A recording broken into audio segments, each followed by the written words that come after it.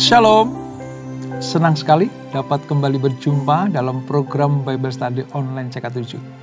Nah saudara, hari ini kita akan melanjutkan pembelajaran kita dari kitab Nabi Yeskiel, pasalnya yang keempat. Pasal yang keempat ini, Yeskiel akan menjadi role model bagaimana Tuhan menggambarkan hukumannya kepada bangsa Israel, khususnya kerajaan selatan, yaitu Yehuda. Yerusalem dikepung dan nanti akan di bumi hanguskan, bait suci akan diratakan tanah, lalu mereka akan dibuang ke Babel selama 70 tahun. Nah, seorang nabi yang memperagakan, menjadi alat peraga Tuhan tentang hukuman ini sungguh sangat-sangat menyedihkan. Kalau saya membaca pasal yang keempat ini, saya bisa membayangkan bagaimana suasana hati Yeskiel. Bahkan saya pernah hampir saja nggak percaya seorang nabi bisa melakukan hal seperti ini. Nah, seperti apa saudara? Alat peraga seperti apa yang Tuhan perintahkan untuk lakukan Yeskiel?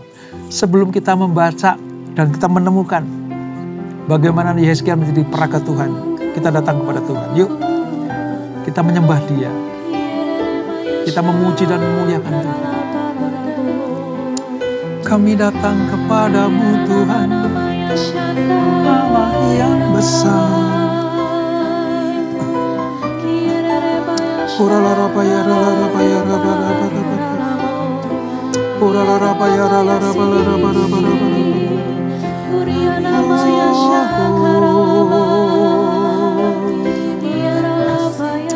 Terima kasih Tuhan.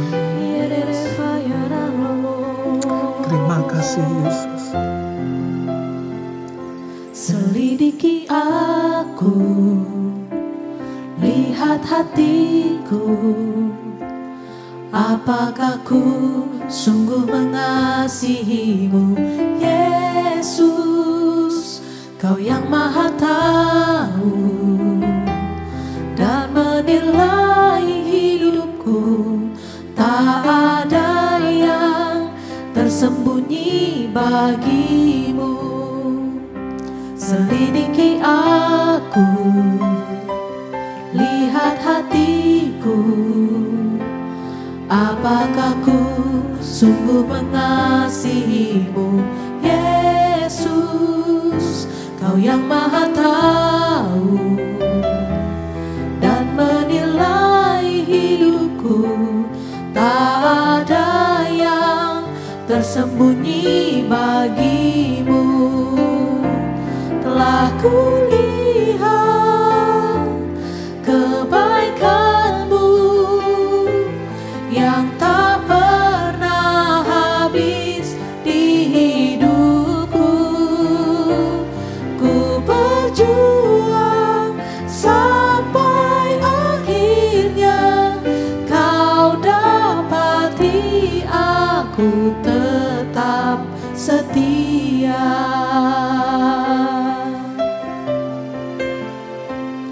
Selidiki aku, lihat hatiku, apakah ku sungguh mengasihimu, Yesus.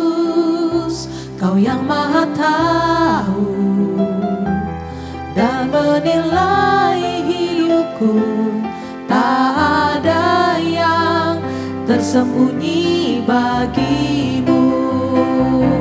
Telah kulihat kebaikanmu yang tak pernah habis di hidupku. Ku berjuang sampai akhirnya kau dapati aku tetap setia. Telah ku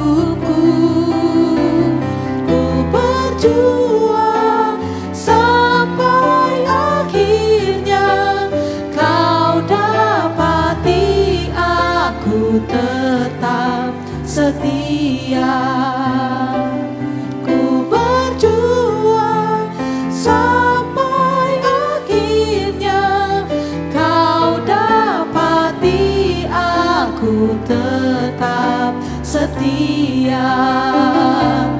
Ku berjuang sampai akhirnya kau dapati aku tetap setia.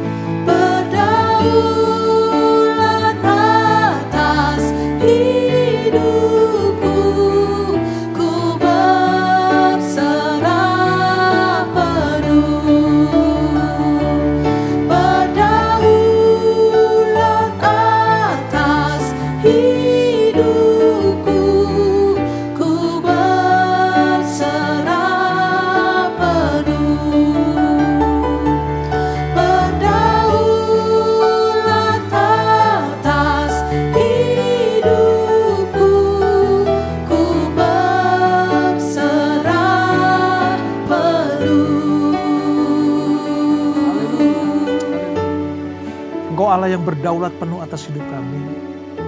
Itulah sebabnya kami berserah penuh kepada Tuhan. Engkau yang merancang, Engkau yang menetapkan. Engkau yang mengambil alih dalam kehidupan kami. Terima kasih Bapa, terima kasih Tuhan Yesus, terima kasih Roh Kudus. Kami akan melanjutkan pembelajaran kami, urapi kami, ajar kami mengerti apa yang Tuhan firmankan, apa yang kami pelajari. Dengan demikian kami disebut sebagai anak-anak Tuhan yang siap untuk menjadi ahli waris kerajaan Allah. Dalam nama Yesus, mari yang siap belajar firman Tuhan, sama-sama kita katakan amin. Nah saudara, kita akan membaca dari Yesaya pasal yang keempat, ayat 1-17. Ini mengenai lambang pengepungan kota Yerusalem. Nubuatan tentang hukuman sudah dijatuhkan, sudah dinyatakan. Sekarang bagaimana gambaran tentang sulitnya keadaan. Gambaran tentang penderitaan yang akan dialami oleh bangsa Israel. Gambaran tentang kejamnya orang Babel yang dipimpin Nebukadnezar akan menimpa mereka menjadi sebuah hukuman atas pemberontakan, atas kedurhakaan yang dilakukan oleh bangsa Israel kepada Tuhan. Nah, kita akan membaca ayat 1-15, Perjanjian Lama halaman sekitar 900, ayat 1-17. Demikian firman Tuhan. Lambang pengepungan kota Yerusalem. Engkau, anak manusia, ambillah sebuah batu bata, letakkan di hadapanmu dan ukirlah di atasnya sebuah kota, yaitu Yerusalem. Ukirlah kota itu dalam keadaan terkepung. Dirikan sebuah benteng pengepungan. Timbun pula tanah menjadi tembok pengepungan, tempat perkemahan tentara, dan susun alat-alat pendobrak sekeliling kota itu. Lalu ambillah sebidang besi dan dirikan itu di antaramu dengan kota itu menjadi dinding besi.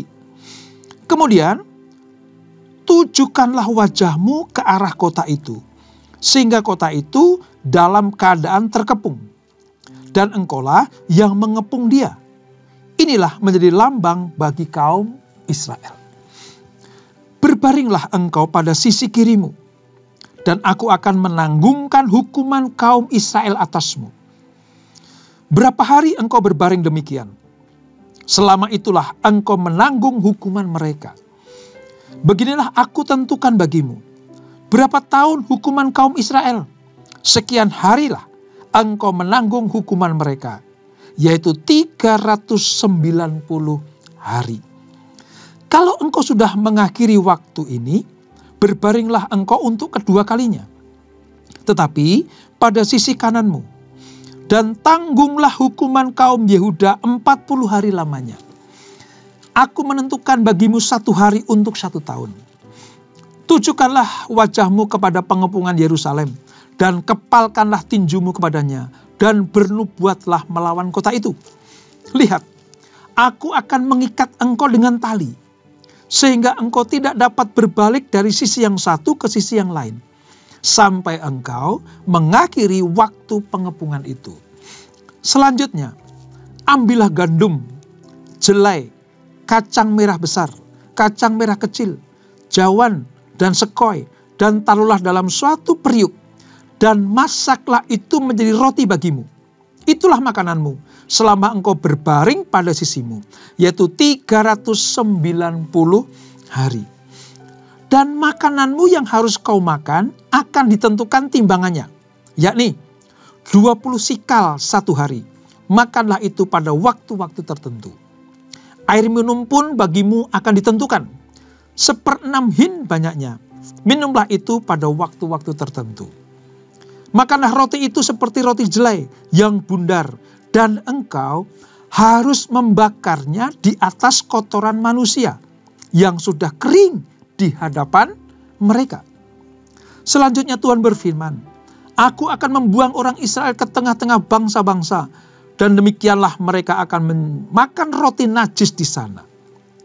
Maka jawabku, aduh Tuhan Allah, sesungguhnya aku tak pernah menajiskan, dan dari masa mudaku sampai sekarang tak pernah kumakan bangkai atau sisa mangsa binatang buas. Lagi pula tak pernah masuk ke mulutku ini daging yang sudah basi. Lalu firman-Nya kepadaku, lihat, Kalau begitu, aku mengizinkan engkau memakai kotoran lembu, ganti kotoran manusia, bakarlah rotimu di atasnya. Sesudah itu ia berfirman kepadaku, hai anak manusia, sesungguhnya aku akan memusnahkan persediaan makanan di Yerusalem. Dan mereka akan memakan roti yang tertentu timbangannya dengan hati yang cemas. Juga mereka akan meminum air dalam ukuran terbatas dengan hati yang gundah gulana. Dengan maksud supaya mereka kekurangan makanan dan minuman. Dan mereka semuanya menjadi gundah gulana sehingga mereka hancur di dalam hukumannya. Saudara, pernah saya katakan bukan? Bahwa Nabi Yeskiel ini adalah nabi yang kalau bisa disebut nabi yang sangat-sangat menderita sekali di dalam pelayanannya. Betapa tidak? Dia adalah menjadi satu bagian dari orang yang dibuang ke Babel. Pada pembuangan kedua, saudara, ada 3 gelombang pembuangan ya. Pembuangan kedua itu Yeskiel ada. Pembuangan pertama Daniel, Sadrak, Mesak, Abednego. Nah, pembuangan yang kedua ini Yeskiel hadir. Nah, di tengah-tengah pembuangan di Babel, mereka sangat menderita. Lalu tiba-tiba Tuhan memilih dan memanggil Yeskiel untuk menjadi nabi bagi bangsa Israel di Babel sana. Tuhan memberikan sebuah tugas dan tanggung jawab yang tidak ringan, berat sekali. Untuk apa? Menyatakan hukuman kepada bangsa pilihannya. Ikut serta menderita dalam pembuangan. Lalu bagian yang berikutnya, Yeskiel dijadikan alat peraga Tuhan. Lambang pengepungan kota Yerusalem. Saudara, kalau saudara baca tadi ya, bagaimana Yeskiel harus melakukan tugas itu. Selain berat, pasti hatinya itu tersayat-sayat, saudara. Tersayat-sayat. Yeskiel diperintahkan untuk melambangkan kehancuran kota Yerusalem dan pembuangan ke Babel. Peristiwa ini dilukiskan oleh Yeskiel dengan membuat sebuah model pengepungan ya, lewat batu bata yang diukir. Yeskiel diminta untuk mengukir batu bata itu, menggambarkan bagaimana di atas batu bata itu lambang kota Yerusalem yang dikepung oleh Nebukadnezar bersama dengan tentaranya orang Babel itu. Lalu di tepi bata itu, saudara, ada sebuah besi. Besi ini melambangkan pasukan Babel yang tidak terkalahkan. Gak mungkin mampu menembus lingkaran besi yang mengepung batu bata itu. Nah, Allah memerintahkan itu. Tugas pertamanya mengukir batu bata itu. Melalui tindakan ini, Yeskiel menegaskan bahwa kepada bangsa itu, bahwa Allah sendiri yang akan membawa pasukan Babel menyerbu Yerusalem. Jadi Nebukadnezar dan pasukannya orang Babel datang ke Yerusalem itu atas perintah Tuhan, keputusan Tuhan. Saudara bisa bayangkan, bangsa yang tidak mengenal Allah dipakai Allah untuk menghajar umat pilihan. Itu sudah tragis. Dan itu dilakukan oleh Yeskiel. Perintah yang kedua setelah mengukir batu bata. Yeskiel suruh berbaring, saudara. Ya, berbaring pada sisi kiri. Pertama pada sisi kiri. Allah memerintahkan Yeskiel untuk menanggung secara simbolis hukuman yang dimaksudkan Allah untuk orang-orang Israel dan Yehuda itu ditanggung oleh Yeskiel. Setiap hari Yeskiel berbaring pada sisinya mewakili 1 tahun dosa mereka. Ini sebuah lambang yang sangat-sangat tragis sekali. Hanya suruh untuk berbaring pada sisi kiri. Ini tugas yang harus dilakukan oleh Yeskiel. Tepat harinya, saudara, Yeskiel harus apa? Memindah posisi pada sisi kanan. Nah, beberapa penekanan yang Tuhan nyatakan menggambarkan kondisi yang akan menimpa kota Yerusalem. Saya catat ada beberapa. Yang pertama begini, saudara. Yeskiel diminta untuk memperagakan Yerusalem akan dikepung oleh pasukan musuh. Dan ia berbaring selama 390 hari ke kanan. Dan ke kirinya 40 hari. Lambang pengepungan ini adalah akan menimpa kerajaan Israel di utara selama 390 tahun. Dan kerajaan Yehuda nanti di selatan, Israel akan dihabisi selama 40 tahun. Karena satu hari Yeskiel berbaring melambangkan 1 tahun. Utara 930 tahun. Selatan, kerajaan selatan Yehuda 40 tahun. Tepat, saudara. Setelah itu mereka dibuang ke Babel. 40 tahun ini dikenakan kepada Yeskiel untuk memperagakan. Saudara tahu, ini mewakili sebenarnya tentang pemerintahan Manasye yang amat jahat. Sehingga Raja Manasye mempengaruhi umat Yehuda selama sejarahnya pemerintah. Itu melambangkan sebuah pemerintahan yang sangat-sangat bobrok. Kita pernah belajar dalam 2 Raja-Raja pasal 21. Bagaimana Manasye membawa umat pilihan Allah melakukan dosa-dosa penyembahan berhala, membelakangi Tuhan, memberontak kepada Tuhan. Yeskiel diminta untuk berbaring semalam 40 tahun. Itu lambang kebobrokan Israel, Yehuda 40 tahun.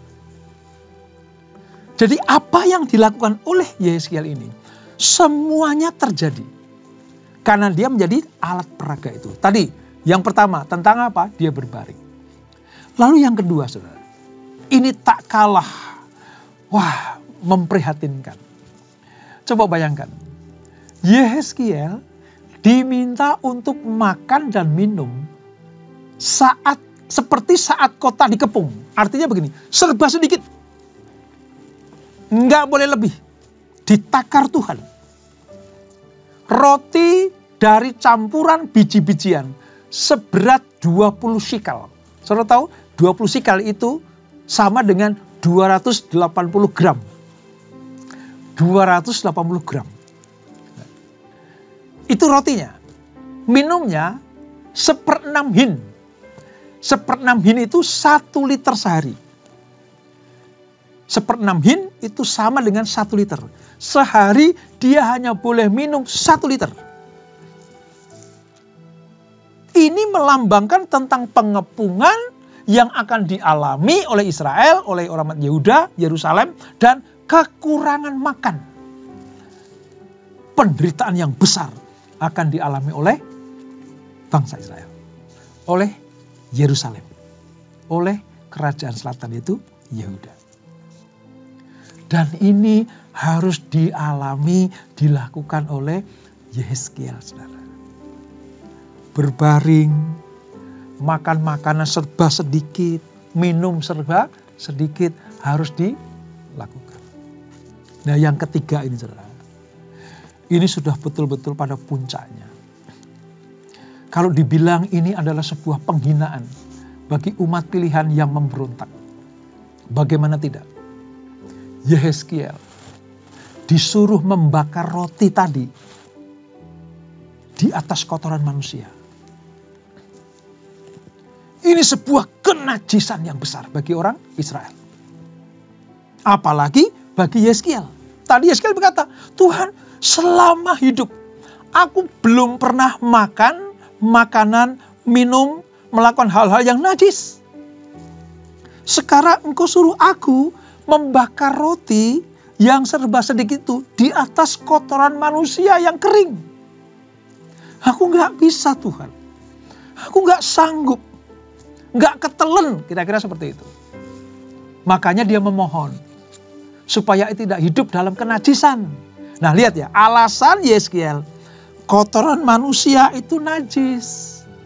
Supaya aku tidak hidup dalam kenajisan, tolong Tuhan, jangan aku suruh membakar di kotoran manusia. Akhirnya Tuhan kasih apa? Jalan keluar. Oke lah, nggak di atas kotoran manusia, kotoran lembu saja.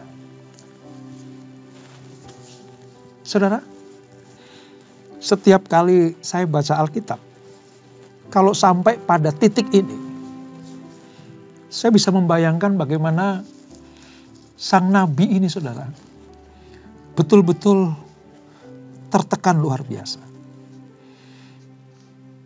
Betul-betul mengalami penderitaan yang luar biasa. Saya dapat membayangkan bagaimana situasi hatinya Yeskeel. Disuruh makan serba sedikit, mengolahnya di atas kotoran binatang. Saudara bisa bayangkan, nabi zaman itu, saudara, nabi pada saat itu melakukan hal-hal yang sifatnya adalah siksaan, penderitaan, aniaya, kepedihan hati. Nabi-nabi pada zaman itu jauh dari rasa dihormati, jauh dari rasa disegani dan dielu-elukan. Nabi zaman itu adalah nabi yang hidupnya penuh penderitaan. Saya belum pernah ada orang yang diminta Tuhan melakukan peragaan seperti ini. Maka saya bisa membayangkan bagaimana Yeskeel itu, lahir batin itu sangat menderita. Tetapi puji Tuhan, Yeskeel walaupun tetap manusia biasa, dia sanggup melakukan apa yang Tuhan emban dan tugaskan kepadanya. Tentunya lewat kuat kuasa Roh Kudus. Pelajaran yang pertama begini, saudara. Kalau kita sebagai hamba Tuhan, kita sebagai umat pilihan Tuhan, kita sebagai anak-anak Allah, biji mata Tuhan, Tuhan cuma minta bersaksilah, mengucapkan kata-kata berkat buat orang lain, melayani dengan segenap hati. Tuhan tidak minta kita menjadi alat peraganya Tuhan, bukan? Makan roti yang serba sedikit, minum yang ditakar, sudah begitu masaknya di atas kotoran binatang. Enggak seperti itu kan, saudara. Kita belajar, mari, setaat-taatnya kepada Tuhan, apapun yang Tuhan perintahkan, ya, jadilah hamba yang taat setia kepada Tuhan. Jangan minta dilayani, jangan minta dikagumi, jangan minta dielu-elukan, jangan cari pengikut. Lakukan tugas seperti Yeskeel lakukan tugas saja. Dan kita tidak seburuk apa yang diperintahkan Tuhan kepada Yeskeel kok. Saya yakin dan percaya, hamba-hamba Tuhan di perjanjian baru, apalagi zaman sekarang ini, diminta Tuhan cuman apa? Taat setia kepada perintahnya. Itu rasanya bebannya jauh dibanding dengan tugas Yeskeel. Tapi masalahnya begini, apakah kita mau pikul salib, menyangkal diri, mengalahkan kedagingan ini? Tidak punya motivasi lain selain menyenangkan Tuhan. Tidak menumpuk harta, tidak mencari pengikut, tidak suka dielu-elukan. Apakah kita punya tujuan pelayanan seperti Nabi Yeskeel ini? Yang diutamakan cuma Tuhan. Seberat apapun yang Tuhan perintahkan, Yeskeel taat setia. Saya yakin dan percaya, Allah tidak minta kita melakukan hal seperti yang Yeskeel lakukan. Yang Tuhan minta rendah hati. Jangan mau dilayani, tapi melayani. Itu saja. Rendah hati, mau melayani, itu saja. Saya percaya Tuhan akan disukakan, Tuhan akan disenangkan. Nah, ini gambaran bagaimana pada nabi pada zaman itu, saudara, menjadi alat peraganya Tuhan. Berat sekali. Nah, apa yang diperagakan Yeskeel ini memperlihatkan dahsyatnya penghakiman Tuhan. Ketika Yerusalem diserang, penduduknya menderita. Itulah saatnya Tuhan sendiri menghukum umatnya. Hal ini penting kita ketahui. Untuk apa? Supaya umat Allah di perjanjian baru ini, generasi berikutnya, jangan sampai seperti umat Israel atau umat Yehuda itu. Mereka menabur apa yang mereka tanam. Pemberontakan menghasilkan hukuman. Pemberontakan menghasilkan apa? Hukuman dari Tuhan. Penolakan kepada Tuhan menghasilkan apa? Dibuang ke Babel. Untuk itu mari, kalau posisi kita sebagai bangsa Israel, jangan sampai pembuangan dan hukuman Tuhan itu terjadi dalam hidup kita. Segera bertobat. Segera mengambil jalan yang benar. Kembali kepada jalan yang benar. Kalau posisi kita adalah sebagai orang Yeskiel, mari ikuti apa yang Tuhan perintahkan. Tidak berat kok. Tidak seperti Yeskiel. Ya. Allah masih memberikan kita berkat, kesehatan, kemuliaan. Ayo kita lakukan dengan taat dan setia. Lakukan dengan sungguh-sungguh, saudara. Pergunakan untuk kemuliaan nama Tuhan. Maka apapun yang Tuhan perintahkan untuk kita dapat lakukan. Dan Tuhan akan berkata, inilah anak yang kukasihi, kepadanya aku berkenan. Sulit menemukan Yeskiel di zaman sekarang ini. Tapi saya percaya ada motivasi hamba Tuhan, motivasi pelayan Tuhan. Semuanya hanya untuk kemuliaan nama Tuhan. Bukan mencari keuntungan pribadi. Bukan mencari pengikut. Bukan mencari kemewahan kehidupan. Tetapi Allah ditinggikan. Umatnya terlayani. Dan itulah Yeskiel yang Tuhan sedang cari-cari pada masa ini. Saya berdoa supaya Tuhan menemukan karakter Yeskiel dalam diri saudara dan saya. Dan itulah Yeskiel pasal yang keempat. Kita berdoa.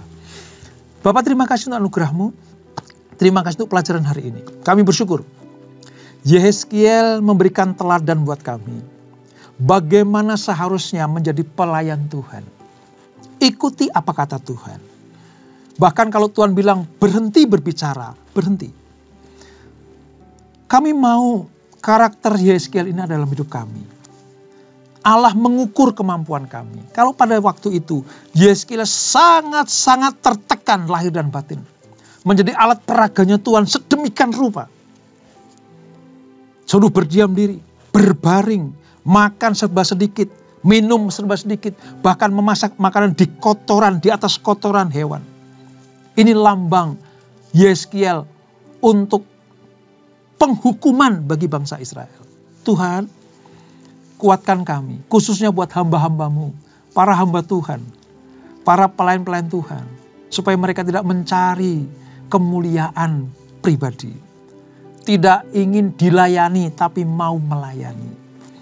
Tidak mencari popularitas, tapi biar nama Tuhan saja yang ditinggikan. Dengan demikian, Tuhan menemukan Yeskiel pada zaman ini. Terima kasih Bapak, hormat pujian hanya bagi nama-Mu. Sebelum kami tinggalkan acara ini, kami siapkan hati kami terima berkat yang daripada-Mu. Kekasih-kekasih Kristus, arahkan hatimu pada Tuhan. Terimalah berkat kasih anugerah dari Allah Bapa yang berlimpah-limpah. Di dalam anak yang tunggal Tuhan Yesus Kristus. Dan persekutuan yang manis dalam Roh Kudus menyertai kita semuanya. Mulai saat ini sampai Maranatha. Yesus datang yang kedua kali menjemput kita semuanya. Bertemu di awan-awan yang permai. Menikmati kemuliaan kekal sampai selama-lamanya. Yang diberkati. Sama-sama kita katakan amin. Amin. Tuhan Yesus memberkati.